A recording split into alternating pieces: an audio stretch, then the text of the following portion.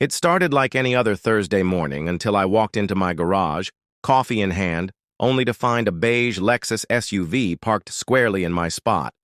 At first, I thought it was a mistake, maybe a delivery driver or a confused neighbor, but no.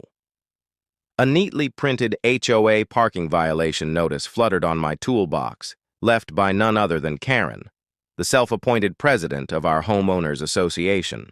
The same Karen who knocked on my door last week to scold me for having non-regulation wind chimes. The same Karen who once issued a citation for my mailbox being too whimsical. And now she'd parked in my garage without permission. My first instinct was to bang on her door, but then I noticed something else. Her garage was empty, spotless in fact, likely being repainted or reorganized, knowing her. That smug entitlement lit a fuse in me, so I did something petty. I quietly closed the garage door, locked it from the inside, slipped out the side entrance, and left town. For 5 days, I stayed at my cabin in the mountains. No phone signal, no email, just a wood stove and the smug warmth of knowing Karen was probably losing her mind. When I returned, the neighborhood was in chaos.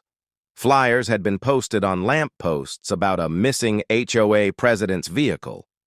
People whispered rumors of theft, revenge, even cult activity. I walked back into my house as casually as if I'd just stepped out to grab milk. The next morning, I opened my garage, and there it was, Karen's SUV untouched.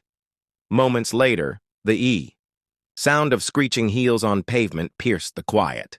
Karen stormed across the driveway like a woman possessed. Her face, blotched with fury, twisted into a grimace.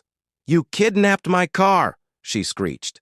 "You trespassed in my garage," I replied calmly, holding up the violation notice she'd left behind. "Seems like an HOA issue," she sputtered, rage bubbling over. But the crowd of neighbors gathering around us seemed more amused than sympathetic.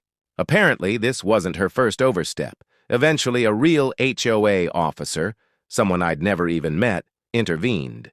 He apologized, gave her a quiet talking to, and later that week, Karen stepped down from her position due to stress.